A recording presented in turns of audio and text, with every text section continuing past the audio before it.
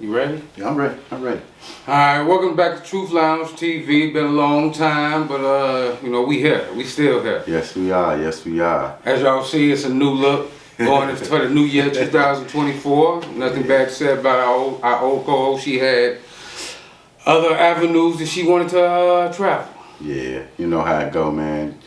Everybody dreams and plans don't always align. And if y'all notice on these last few months, even us been having a hard time getting our schedule with him working, me working, kids, her going back to school and things of that nature. But what we really want to do is just start off with we already in the 2024, but we want to do a roundabout about 2023, about everything that we did on this show and where the show about to go.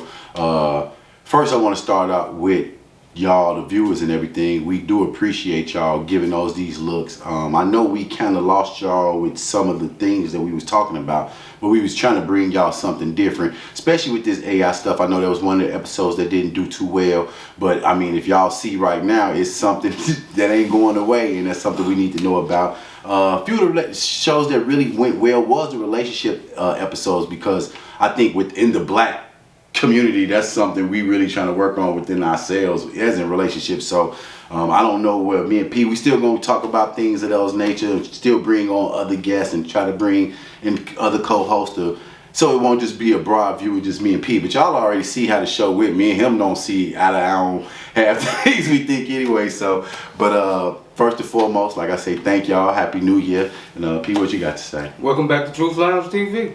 Okay. The end of the year was hectic. Beginning of the year just as hectic. It don't seem like it got no better. Everything we talked about that was already bad just seemed like it got worse. Yeah. So what we will talk about, since we did talk about various things on the other episodes, I will ask you what you think about all these celebrities with these underground bunkers they starting to build. You think they know something, or you just think it's just them just doing it because they just got the money to do it? I think it's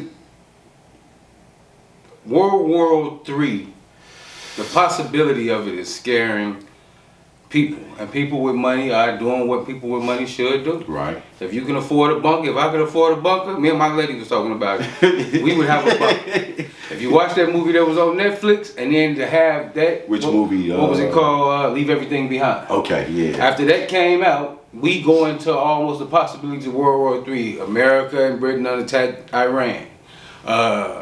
You got Israel trying to create another Holocaust with the Palestinians. Yeah. You got Russia still over there trying to keep their foot on Ukraine's neck. Yeah. You got China. You got South Korea. Everybody, countries in Africa, all maneuvering, and the United States still the biggest bully. Yeah, it's funny you say that, because I was just looking. America just shows satellites of China in a desert having one of America's #1 fighter ships, or whatever them things called, the Navy ships. They actually had a replica of that in the desert firing on it. So they already practicing like, hey, this is gonna be the main. So it's like, I don't know, man. But every major other country that's not with the bullshit the United States be spreading, the propaganda. not even propaganda, because they let you know they on some bullshit in the dope. They ain't doing nothing trying to rob countries. The same thing, ain't nothing changed. Same way they went over there, and when it was back in the day, they robbed Africa of its slaves, then robbing Africa of its minerals and resources. They doing the same thing to everybody else. They just doing it in a different way now. Yeah. But them countries, every country practices to fight America. If you can practice to fight America, the most powerful country in the world, you may, which it won't happen, but your military may be close up to par to stand with the might of the United States. But there's no country on the United States, outside of the United States that can handle the United States. Especially had the capability, because after war, and that's another thing, a lot of people don't know history too, because we don't care about that stuff. But after the world wars, what happened, like Germany, after World War II, America and the rest of the countries stripped Germany and Japan of all their arms. So they just was able to start building back their missiles and ships and stuff like China. I mean, yeah, Japan just stopped building carrier ships, but they not allowed to say they're jet carriers. They got to say they're helicopter They're carriers. not even allowed to go to war without United States approval. Somebody could shoot a missile at Japan. Yeah, they got Japan cannot respond without American approval due to Pearl Harbor. Yeah, that's what I'm saying. So it's like a lot of people don't know about these. I call them embargoes because you rarely hear that word a lot. But you think about a place like Colombia. Look what America did to, not Colombia, to Cuba. Look what America did to them in 1950. They saw that they was letting Russia supposedly hold nukes on the island. And look, them people still stuck in, they still stuck in the 1950s. They ain't let them do nothing. They still driving them 1950 vehicles. That's all. That's what you was. I was just telling my lady that that if when you go to Puerto Rico, you still see all them old cars. Mm-hmm. People that have newer model cars have to have money and have had to have them shipped over there. Yeah. Because the poor people, they drive in a 1950 or a 1940 Chevy. But it's funny, he say that in 1947, but that motherfucker... That's a tank. That motherfucker still running. It's running pristine. Hey. The way they take care of their cars, because America, we went through all these different like carburetors. Like we don't even have carburetors in the car. Like I'll open up the hood to the Tahoe. My kids like, what's that on the hood? And I'm like, what you talking about? They like that? I'm like, oh shit, that's the carburetor. But they don't see this shit no more. I just like think about it. Yo baby girl, by the time she get my kids, ain't no keys even going. They gonna see you stick a key in the car. Like what the hell you doing? Cars gonna be flying back. So, yeah, but, man. Like I said, World War III don't scare everybody. Yeah, okay. And the possibilities of World War III, and it should scare you, cause it's a lot of shit that can come behind it. America been had their hands in bullshit for years, and shit, it's eventually. Put it this way, every power has had to fall at some point in time. Rome failed. Yeah. The Persians failed. Yeah. Greece failed. Yeah. All the mighty powers, France. Yeah, man. Germany. Yeah. All the mighty powers are gonna fall. They say history don't repeat itself, right? Yeah, but you gotta understand too, war now is different. War ain't always there's multiple types of war. War can be physical, where we end up invading, because nobody's gonna invade America. It's just impossible. Yeah. But war, and most countries know that to fight America, they have to fight them in a more strategic way. Strategic like with the cyber attacks. Cyber attacks, cyber war, propaganda. Manipulation. Think about it.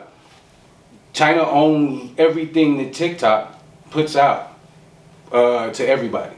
So it has an algorithm based off who you are, your color, your race, and all of that.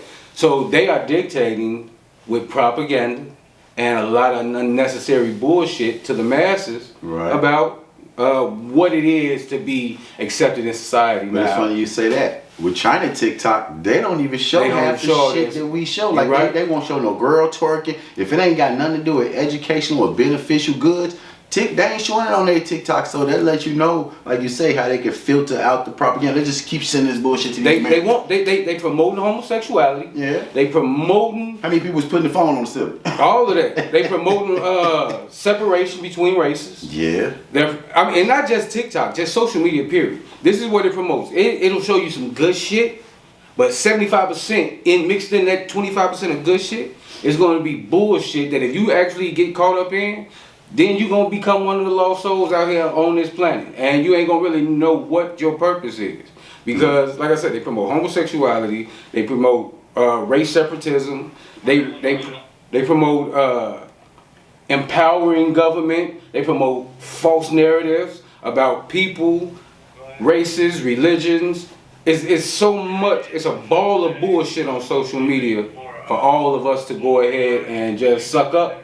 But you just got to know what to take in, what not to take in. Like I'm actually now trying to slow down with my social media. It's funny he said that today. I literally was on social media. Something popped up on my feed. I'm like, I'm following this, and I saw I'm following, and I'm unfollowed. So I literally spent 10 minutes today just unfollowing shit. Like I was following this page, but it was at that moment I was intrigued by what I saw, and I followed it, but not really went through the extensive of what's on their page. So it's like, yeah, you can get caught up with what people put out here, and like people drive the narrative, man. Cause like I was just asking somebody today, like, when you look at social media, man.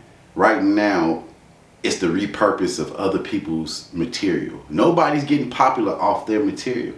More people probably got more clicks just off this Cat Williams interview that they took from Shannon Sharp. Take it. You get what I mean? Like how you see this everywhere. Blue dude show up. Man, that 150.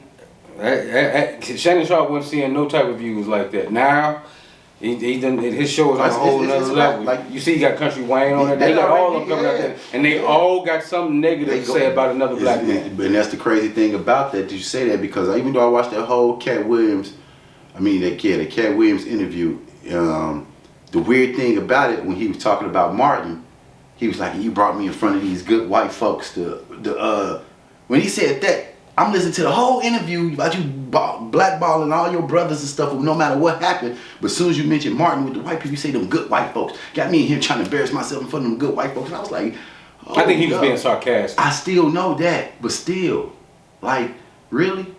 Like, in that terms, but in the term, like I say, being sarcastic, shit, he can be sarcastic when he was saying shit about everybody else. But I'm just saying, like, in those terms, it's like, it still have that connotation that we always talk about. Motherfucker always want to grab that coattail. It's like, man, no. Well, I'm going to tell you, this is what Cat Williams did. Cat Williams did what everybody is doing. He's a part of the masses. He marketed and promoted himself to raise his tour prices now. Okay. Sell out concerts, sell out venues. He's put himself on a level where he's making extra millions of dollars on his all his other pages because Right. people are just flocking to these pages to see him say some more negative or some other bullshit about another named black person in comedy, whatever it is. So I think it was a marketing stunt that actually did pay dividends to him and Shannon Sharp.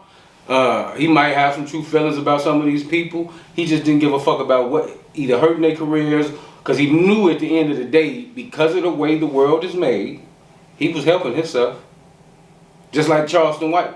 Controversy says. And it's funny you say that because he kept on iterating that I'm not on here to sell no concert tickets. I'm not on here to. He kept saying that. But you notice he has a tour. Yeah. The man ain't listen. Business is business. I understand what he was doing his business side. Hey, cool and all. And I think Cat Williams the funniest comedian out there doing stand up. By far, yeah. Everybody he spoke on can't hold his jockstrap.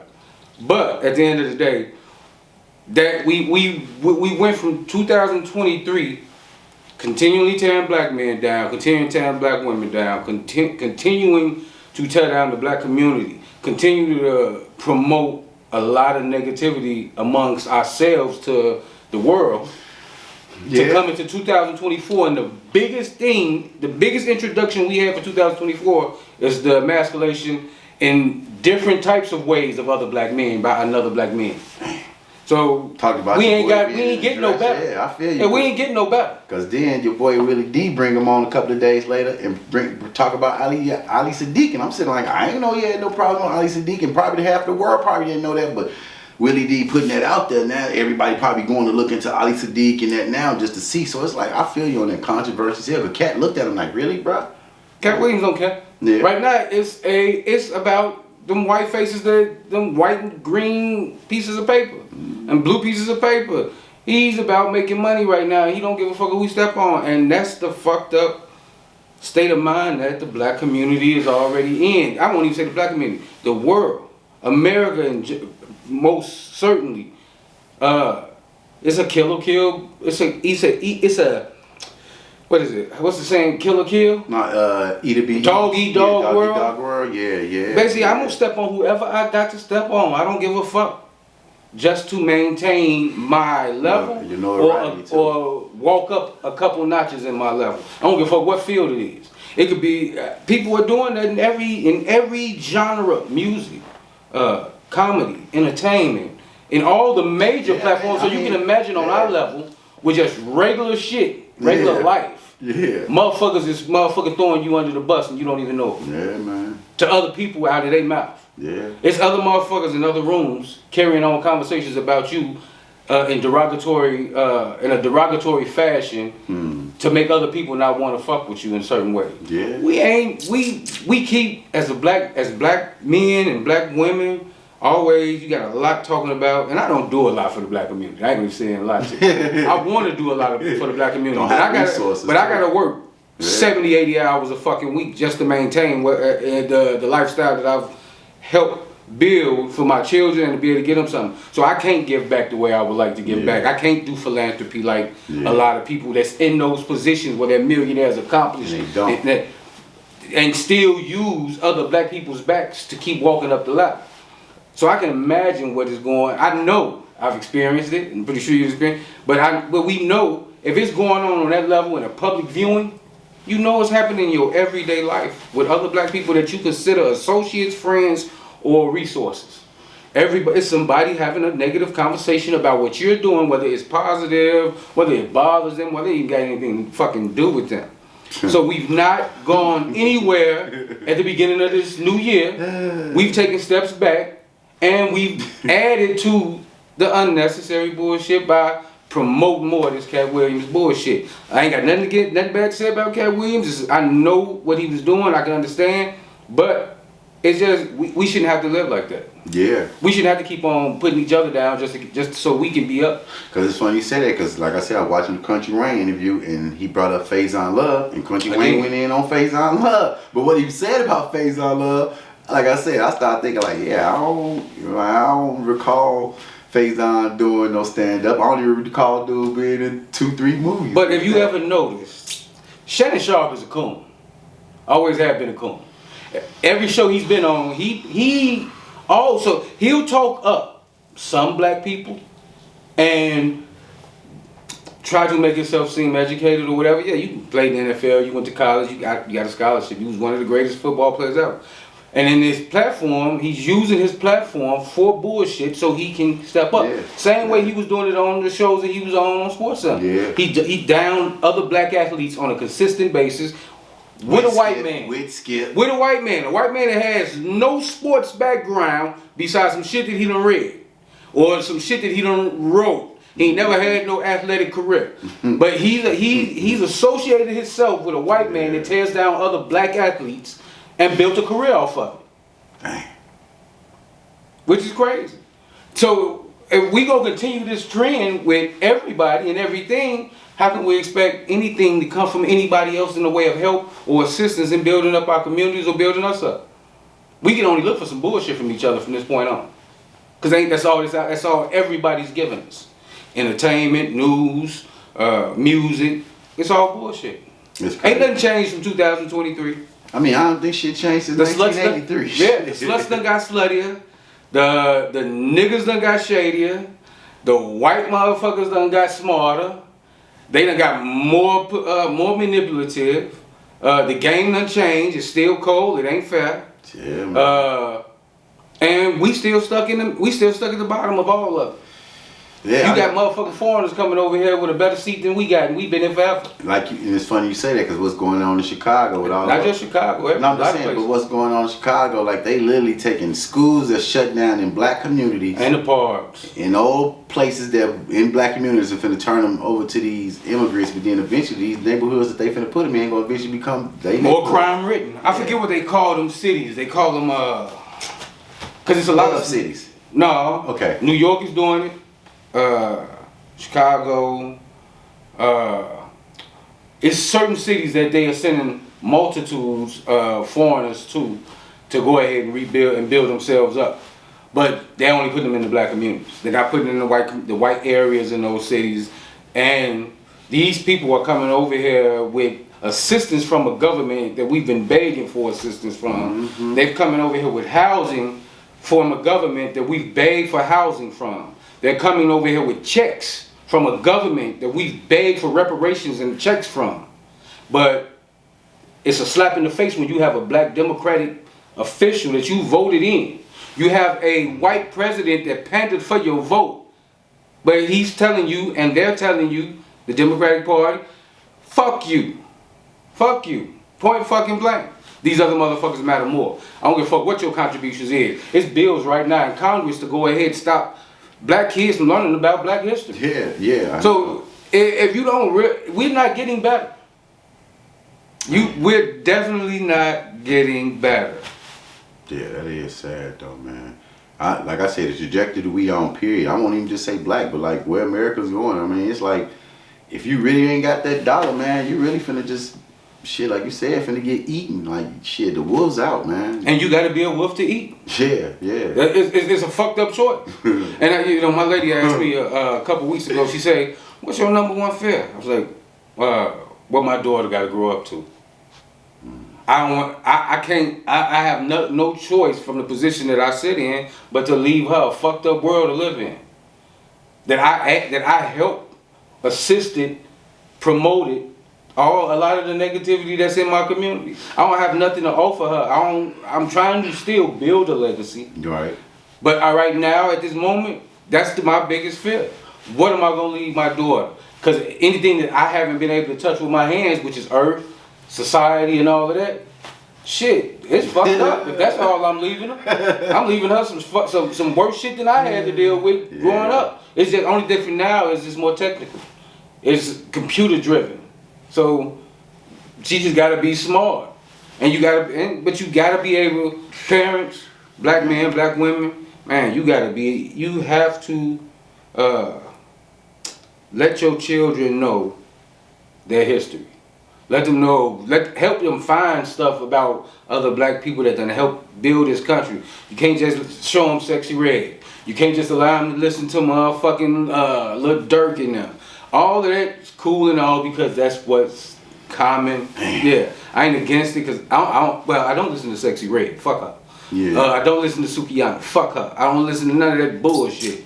I do listen to Lil Durk. I listen to other rap, and it's cool. But I understand they about the whole rap game is about stepping on another motherfucker's back to come up right now. Shit. It didn't used to be like that. Now it's all about smoking a motherfucker. Now shit. Everybody's a killer.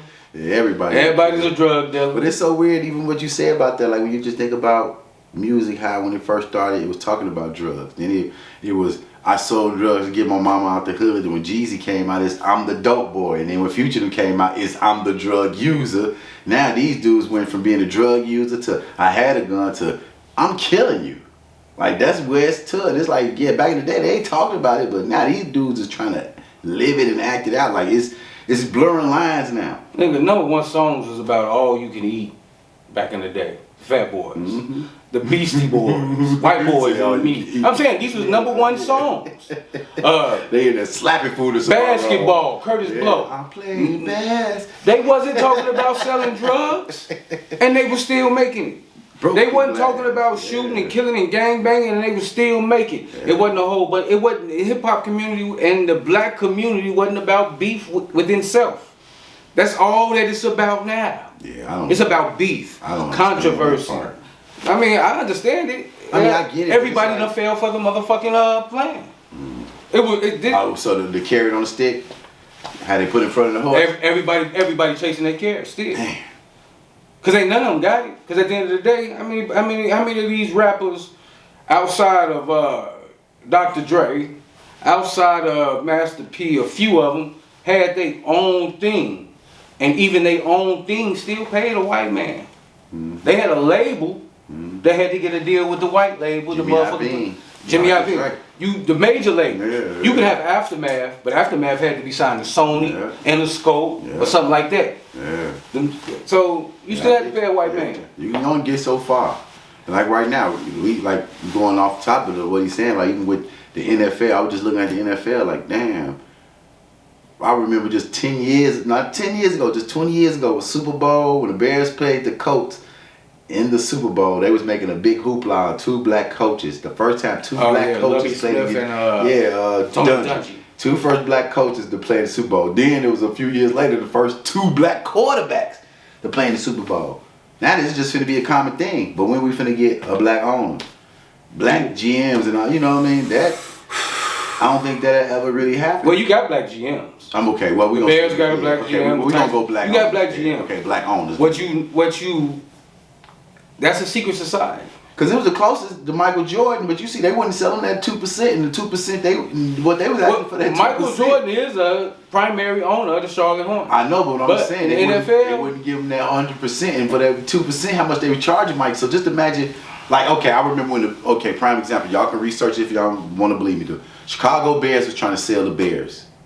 Oprah, Michael Jordan, and Walter Payton came with a proposal, and they turned them down. but then sold it to another conglomerate of people. You know what I mean? So it's just weird. Just like when the Yankees are trying to sell. Well, the Bears ain't never sold. The owner still same owner. He's still It's an old white lady. They've been owning the Bears forever. Okay. They never sold it's them? never been sold. Well, I know at that time they were trying to sell them, but yeah. They might have been trying to sell us a minority percentage. But you know they about to leave Chicago. Yeah, Moving to yeah. Arlington. But they thinking about not. Because I don't see how that's gonna work either.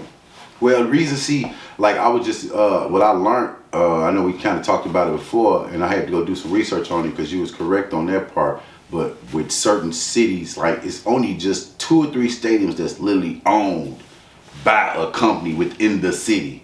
And see, that's what the Bears trying to do. They want to get out of Chicago because if they go to Arlington, City owns Soldier Field. yeah. So if they go to Arlington, they own all that out there. And so when like prime example, if like when Taylor Swift threw the concert at Nissan Stadium, the Titans ain't making no money on that. No. You get what I mean? So The owners of the stadium, yeah. The city so made just the money. imagine if the Titans could. Well, the Titans got a percentage because it's their stadium. Yeah, but just imagine if they it's just a deal, but or stuff like that. the bulk of the money went to the city. Yeah, and you know that's what a lot of these places trying to get to. They like, well, shit. Well, if we build our kind of like what they did out there in SoFi. I think only 3 is SoFi in basketball, and then SoFi with the Chargers, what the LA Chargers, and then Vegas. Dallas Cowboys own. He owned his Jerry stadium. Jones, yeah. I think dude in New England owned his stadium. Kraft. Okay. There's a few motherfuckers that own their own stadium. Yeah. But they white boys. Yeah. They good old white boys. Yeah. That's Oh, the yeah, thing. good old. They ain't yeah. the new white. They ain't the new white boys. Yeah. They ain't the new white boys that may have a soft hard to another complexion every now and then. They them good old white boys that at the end of the day, they masters. They want you know your place. Yeah, they masters. Yeah. What you think about back in the day when if you read a lot of books about slavery, what they used to make the slaves do for entertainment, fight, race, Yeah. the same damn thing. Basketball players, NFL players, baseball players, y'all are the new top slaves. That's what I'm trying to explain to people, even with the rappers. They be like, but black. I'm like, bro, if you go to a rap concert, man, if it ain't in the hood, that motherfucker predominantly white. I don't care what you said. If that shit ain't But that's where you make your money when you cross over. Yeah, but I'm just saying, we already know we ain't really spending the bread like that. Cause for one, we like. Oh, we spending the bread. We the biggest. We spend more. I don't think we spending bread on stuff like that though. Like going to these basketball games, football. We gonna spend our bread on all that material stuff. I don't think we too much care about that. And a few people went to the Beyonce concert, but I guarantee you, every white person try to break their neck. Once you cross over, you're gonna have a very large following from different multicultural following. Right. You got Indians, you got Mexicans, other Latinos, whites, blacks, foreigners. You got motherfuckers in Hong Kong and Japan singing, talking about they from O-Block. So once you cross over, you cross over. Yeah. It ain't really just no predominantly white people. So you getting a mixture in there that add into what they call the black culture and black music. Because these rappers ain't making millions of dollars off just the black backs. They making millions of dollars off Japanese, Chinese, Latinos, whites, blacks, Africans, Europeans. They selling music everywhere. Yeah. And so that's the goal to be able to get to that point, I'm sure, because now your money changed. Yeah. The way your money coming in Inflation changed. is real. Yeah, but it's just I can't really just think of any positive music outside of J. Cole, but I understand J. Cole will rap and he'll say some negative shit. But it's more so just to bring it to the light or to create a conversation about something. Yeah. So, I don't know. But, like I said, he ain't got no better. I mean, Kendrick Lamar's last album was very... I've never liked him. Well, his last album was very introspective. It had some stuff on there that kind of how you thinking. Like, he had a song on there talking about molestation. He had a song on there talking about, it's called... something about my father, but he was basically explaining like how he was raised by his father and it affected him more by not having a father, and how he saw his homeboys in the hood that they had fathers. He saw they drive. He was like, it was a part of it. He was like, I couldn't come in the house crying because my father beat me, or just certain stuff he was talking about. And then you know, I think about that in the black community because I think about me not growing up with my father and a lot of black guys I knew that grew up with their fathers, and I know a bunch of guys that did grow up with their fathers and they have a bad relationship with their father. So it's like, damn, where the lines even blur in that community? Because I got a homeboy, he's like, man, my father used to be hard on me and da-da-da-da. But then I be thinking about it, but look how you are though, bro. You a stand-up guy, you about your business, you take care of your business no matter how hard your father was on you. But yeah. So, quick question. Two things. What's something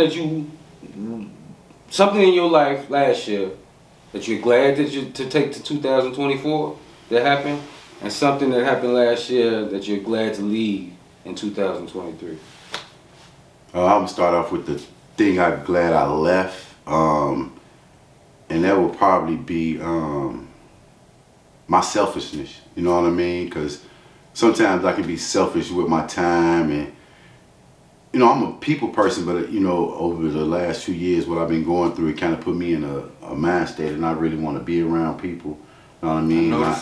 You know, not being trust. You know, I trust people more than I should trust people, and I had that whole feeling like, man, I can't trust nobody. So it kind of, I've been just in a dark mind state. I won't say depressed, but just been in a place where I'm suppressing my feelings. Where I used to be more open or speaking. You more what they call it, inclusive to yourself. You're more seclusive to yourself. Yeah, I got you. yeah, I'm the same way right now. yeah. So that's what you left. Yeah, that's why I left. So what are you happy about taking into 2024? Honestly, that happened last year. Yeah, from having this camera, the opportunities I've been given. I just got accepted into this program called Script to Screen. It's a program that basically teach young kids in grammar school, from all ages in grammar school to 8th grade, basically how to work cameras, editing. So I'll be doing a lot of hands-on work with camera, filming, and things like that. And then it also put me in a position to be in rooms, you know. So basically, this is the biggest thing. I honestly say this camera. It just, last year I saw myself in places that when I looked up, like, damn, if it wasn't for this camera, I wouldn't be here. So yeah, the opportunities this camera giving me, even doing this podcast. Like I say, everybody got phones, but I don't think we would have took the initiative to do it with the phones. You know, I think the camera just give more of a, I don't know, it just give you more inspiration. Cause like I say, I go downtown with my camera and we doing this filming and stuff. Nobody say nothing, but me holding that camera, people, so I don't know, just this camera is probably the biggest. It just created stuff for you. Yeah, so it created a new avenue for me. Yeah. All right. Well, for me, last year I got a lot of things that I'm glad that I'm able to take into 2024. A lot of shit that I'm glad I left in 2023. So since you said a lot, what's the number one thing that you happy you left up? The biggest thing that I'm glad is behind me from 2003 is debt. Okay. I think I'm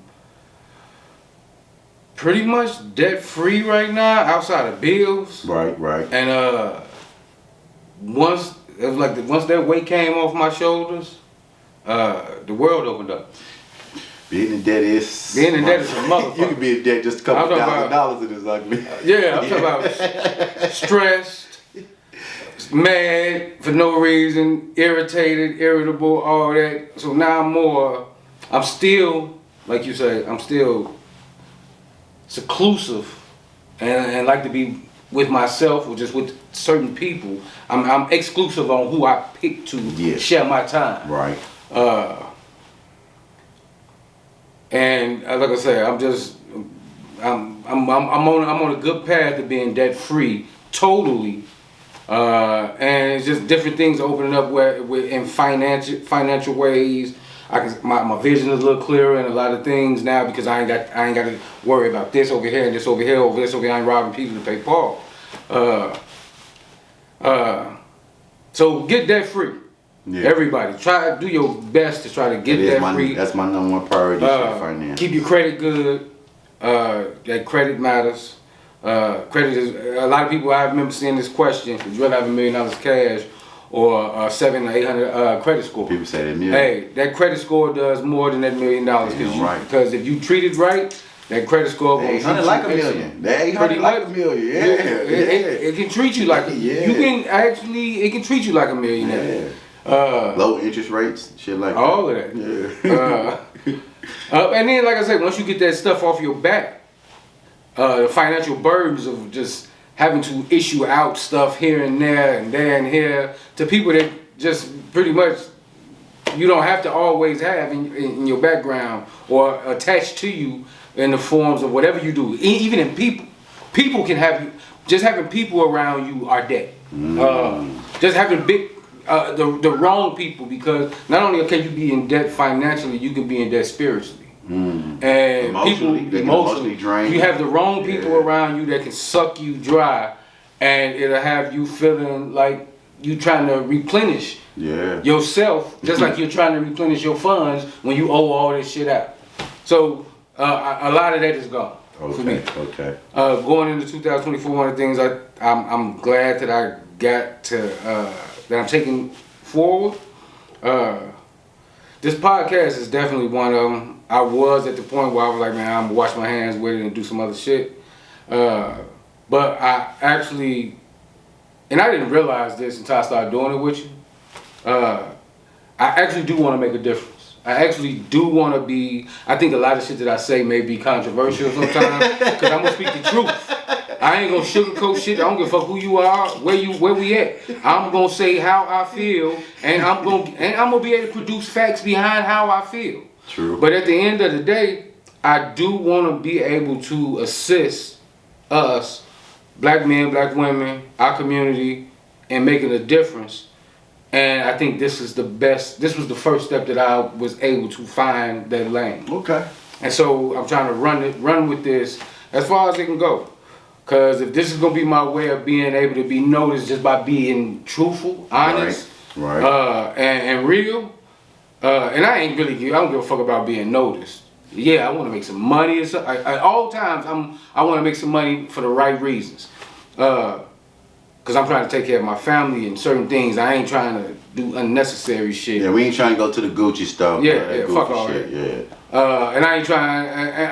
I'm trying to make sure my children, I can leave them something more than what the world is gonna leave them. That's it.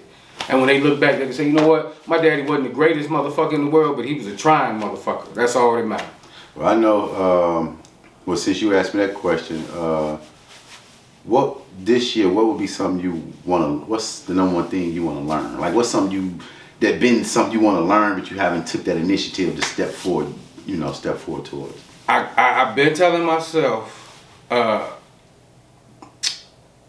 been getting more politically aware with a lot of things. Okay. I do want to, in some way, form, or fashion, start associating and put myself in the positions to be, in some way, form, in politics. Okay. I don't know what year that may come, because I'm a convicted felon. I don't know how that shit works yet all the way, but I know some felonies you can hold a public office. Okay, like Chicago got wards. What do Nashville have? Nashville still have councilmen. Okay. Because it's different everywhere. Some places got wards, some places got aldermen, and like you said, they got councilmen down here. So. No, I mean Chicago have councilmen, aldermen, and all that shit too. But basically, a councilman here is the same thing as alderman. Okay. Up there, and the ones down here, I've not seen, like, people promote and talk up people because of what they've seen them do or heard. Of what they heard that they've done. Yeah. But you can't. I've been in Nashville for 27 years, and I ain't seen no black man doing nothing for black people, really. I can't say I've seen politics work for the black community in Nashville. And I ain't saying that they not out here individually trying. Right. But I'm just saying I haven't seen it work. On a larger scale. Not even on a larger scale, on a small scale. Yeah, I haven't seen it work. I've seen black people get displaced due to gentrification, and I haven't seen black people coming together. I haven't seen politicians on the news speaking out on this. I've seen police killings.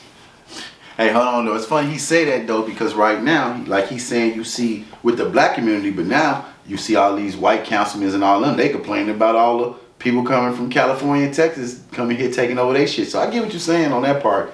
Y'all just stop this gentrification. For us now, they about to get gentrified out. You know what I mean? Because think about it. These new Nashvillians, they don't have the income that these people bringing in from California and Texas. And then, you know, all these big companies coming down here too. a lot of these people ain't gonna be able to, because like I said, one of my customers right now was just telling me how much they bought their house just 10 years ago and how much it is now. And they like, we ain't never living here because we can't afford to live here no more. If we left, they like, if we tried to move, we have to leave out of Nashville. And I'm like, damn. And they're going to find another smaller community to go live in. Yeah. To live in within the means that they might want to live in. Yeah, so it's scary. But that's happening all over the United States. Yeah. It's just that we as a community in multiple cities, multiple states, are never prepared when it comes. Because we're being sold out by other people in political office that look just like us. They tell you they got your back, but they ain't got your back. They got that white man's back that's gonna put the motherfucking money in his pocket. At the end of the day, point blank. Because if they got your back, it wouldn't be happening to you. Yeah. You can't. I just don't. I still like. I'm still again. I'm 50-50 with politics because I see politics. To me, politics never benefits the black man or black woman or black family. You can vote. You can put people in office. You can go from the city to the county to the state to the federal level. It never helps the black community. Now, I've watched it, even in predominantly black cities, where predominantly the city government, the county government, the city government, and a lot of the state government may be diverse, very diverse. It still ain't benefiting. Like us. Illinois? Like DC, Philly, Philadelphia. Atlanta? New York, Atlanta for sure. It's not benefited us. The reason why it's not benefited us, there's no reason for all our major black cities to lead in the United States in crime, in murder rates, in poverty. But you got black people running these cities that are elected officials. So somewhere, somehow, somebody is doing something they're not supposed to be doing. Because you can't sit and tell me that you did all this campaigning for all these years, got elected, and nothing changed. It only got worse. You can't tell me you didn't do no backdoor deals. Because if your intentions was this here, your intentions should still be the same here.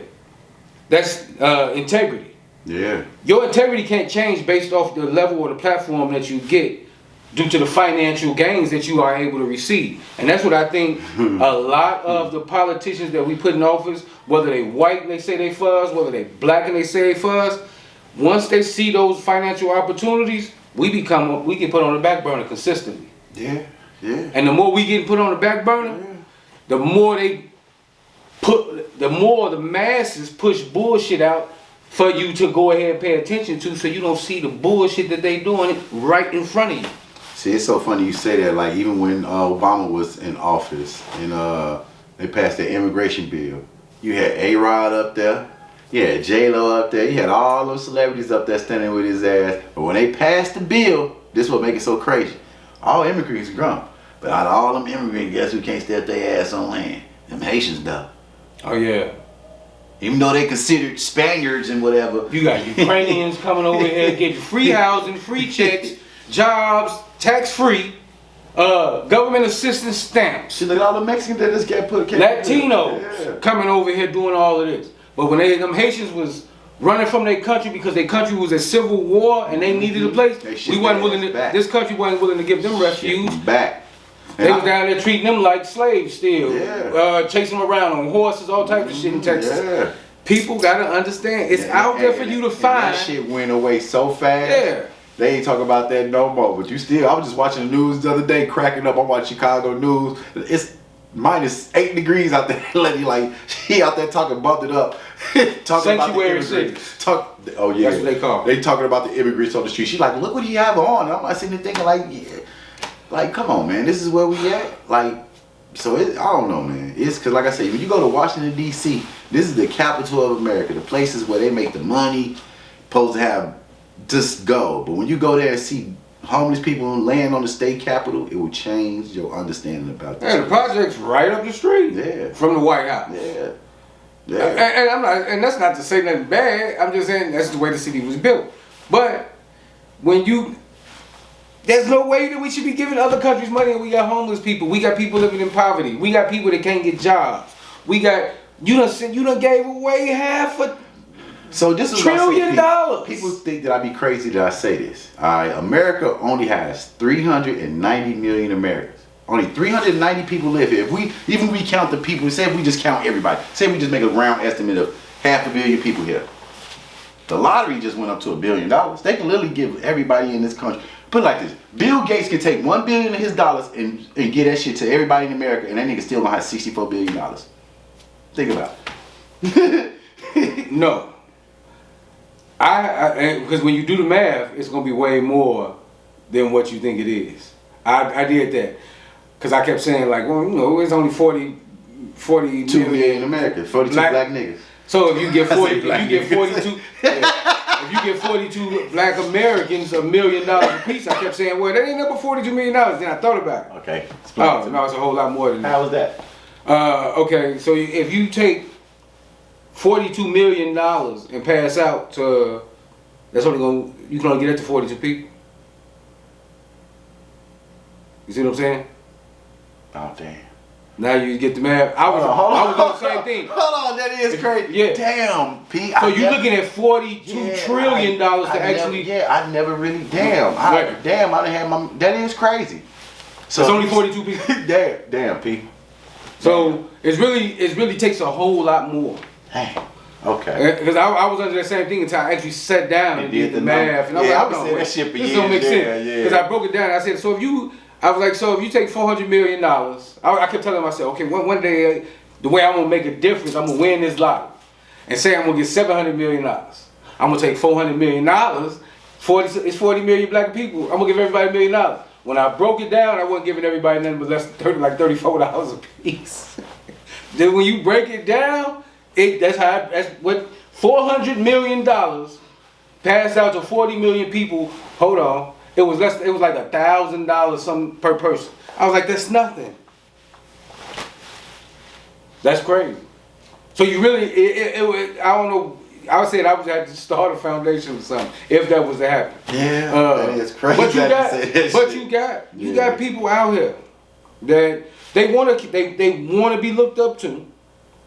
They want that status of I'm a black role model. The LeBron James, the Oprah Winfrey's, the billionaire black dude, the Kanye Wests, the Jay-Z's, the Beyonce's, all these other entertainers that's making $20 million a movie and shit like that, the Kevin Harts and all of this. All of these people that society deems as the leadership of the black community or the leaders of the black community. Yeah. When you sit down and you say, if you took all the Germans, you separated all the peoples according to their demographic. What people are going to do is say, okay, well, who are your leaders? You see what I'm saying? White people are going to come up with businessmen, billionaires, business owners, more millionaires, but business people. Yeah. Black people are going to come up with entertainers and athletes and musicians. These are our supposedly leaders or the people that speak for our common good and speak for our negative platform or negative situations that we live in or that we are coming about trying to come up out of. But it's so funny, even when you say that, even when I don't even look outside those, the only other name that I ever hear celebrities talk about is Ben Crump. And he's an attorney. Ben Crump, I would beat Ben Crump ass if he showed up at my doorstep. But I get what I'm saying. But you get what I'm saying, though. You don't really hear. You got other attorneys that's way more important than Ben Crump. Ben Crump is an ambulance. No, but I'm just saying, like the Mega Evans and the Fred. That's what I'm saying. Go back to those. You don't hear those no more. I'm not gonna put a negative tag on. But at the end of the day, he's just chasing the man. The man just chasing the bag. Yeah, he shows up and takes advantage of black people's tragedies. Yeah. And he's going to get you some money. Yeah, he's going to get you the bag. So he can get rich. So he can maintain his wealth. But that's the only person I can really think of. And shit, Jesse. But at the end of the day, where did we get crossed up from our leaders being of the people? Speaking on everyday things that we go through, living through it with us, to a billionaire rapper, a millionaire basketball player. They took them all, though. That's all I can say. It started, I think, I want to say it started with Muhammad Ali when he made the stands.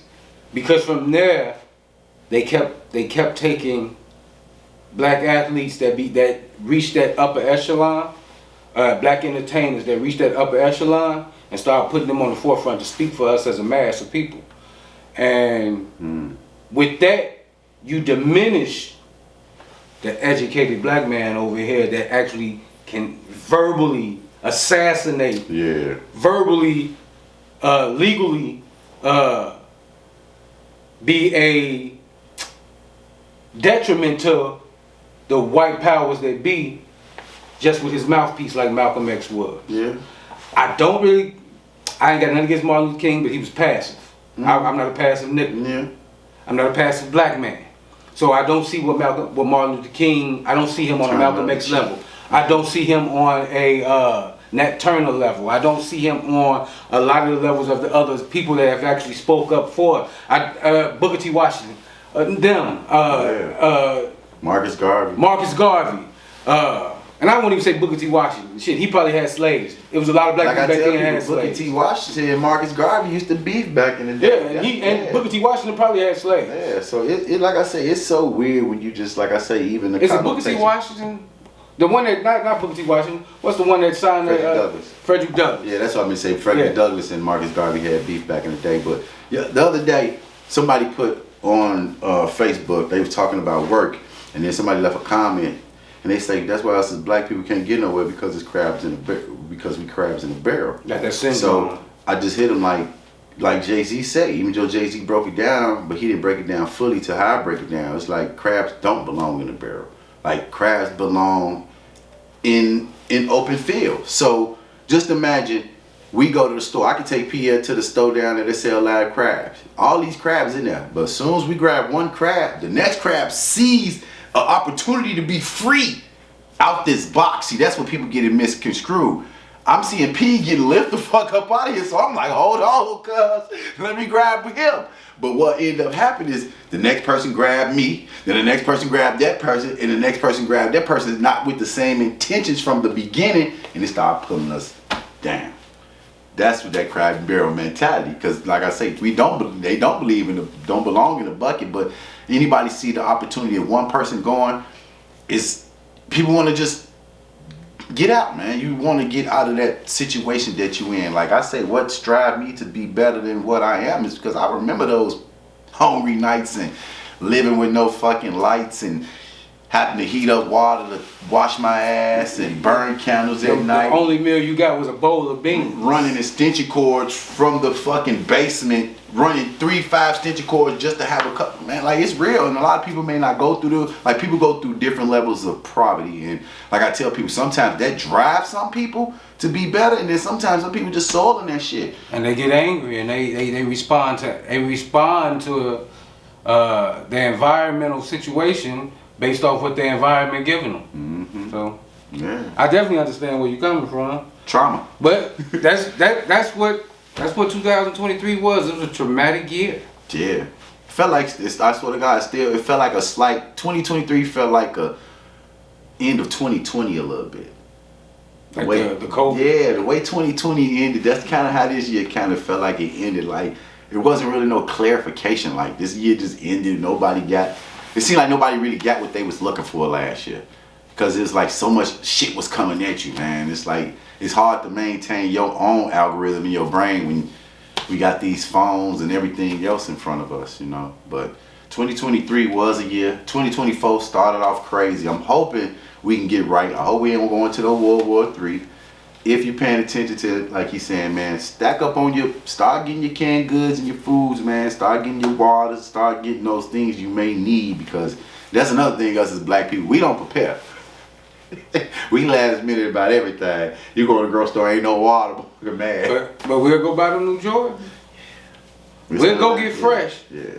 I done seen like excuse me, too many people that I know. I've been over to their houses and they barely got water. You can't live off soda. They don't have canned goods.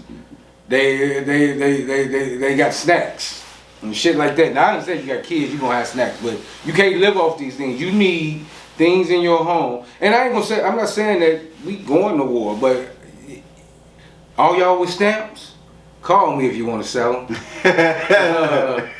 Shit, I'm trying to stock up and stay stocked up. Shit, I ain't gonna lie to you. You can find somebody with some stamps. Buy them motherfuckers. They 50 cents to $1, I think.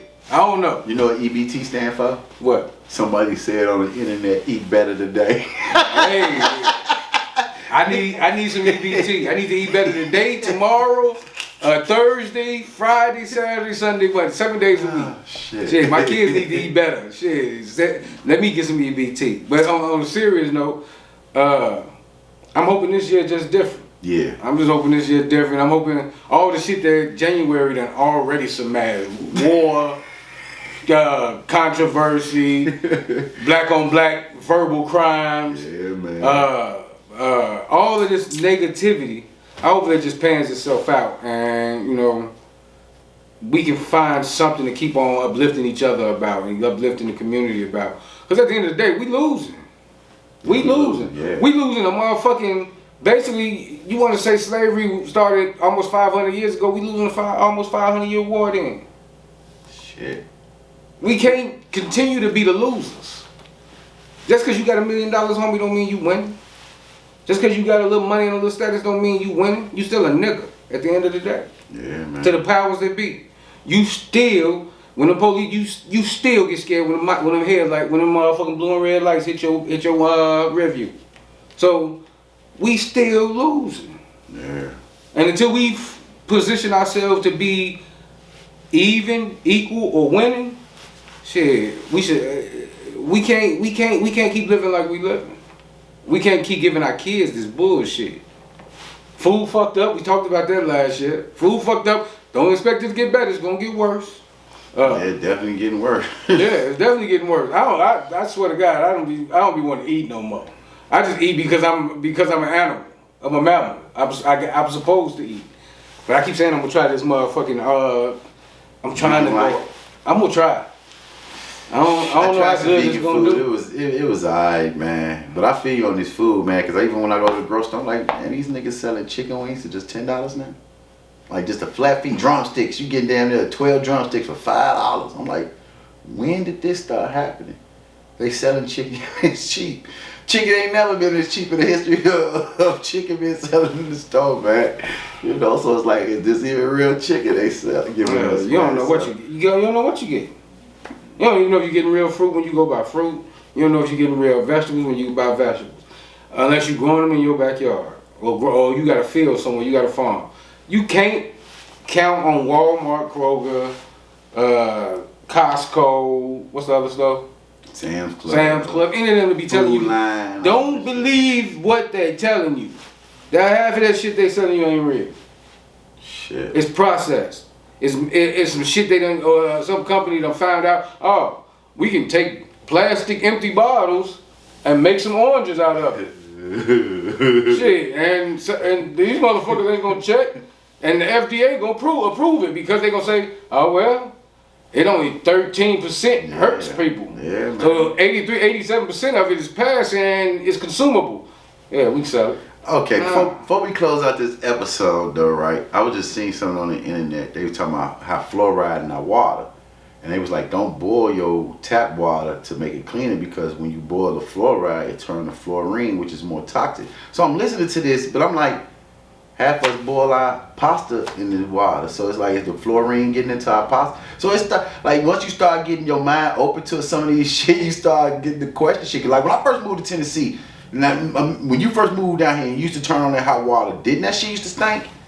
I don't know. I don't remember. See, been down here so long. I ain't never really paid attention. I'm trying to tell y'all, when I first moved down here, they water used to have a crazy smell, but I've been down here so long. The water now is more harder to me. Yeah, it is harder on your skin. Okay. But I will admit, when I first moved down here, it smelled like it was straight chlorine water. You know what I mean? But I know it don't smell like that now because whenever anybody come to Chicago, come down here and take showers at my house, nobody mentioned that. I would think the water was more pure. Back in the day? Back in the day, when it was less people here, less businesses here, Yeah. less waste, less trash, all of that, I would think the waters was more pure. But I was reading, and you just brought that up, fluoride. Same thing in toothpaste. Yeah. And I was reading how 1 minute something is good for you, but the same minute something is bad for you. The same fucking chemical, fluoride, they say it's good for your teeth, good to It's bad for consume. your brain. It's bad for your brain. It's bad. It's a lot of other chemicals. Just like I just been looking up shit since we ain't been doing shows, and I've been having free time, and I've just been resting. You know those like a skillet, Teflon. Teflon. Yeah, that's what. And once it's people scratch. don't realize they supposed to throw that skillet away after it's scratched because Teflon consumable can hurt the Yeah. body. It causes different types of cancer. Yeah, I was just saying though, like with Teflon and just so many other different things.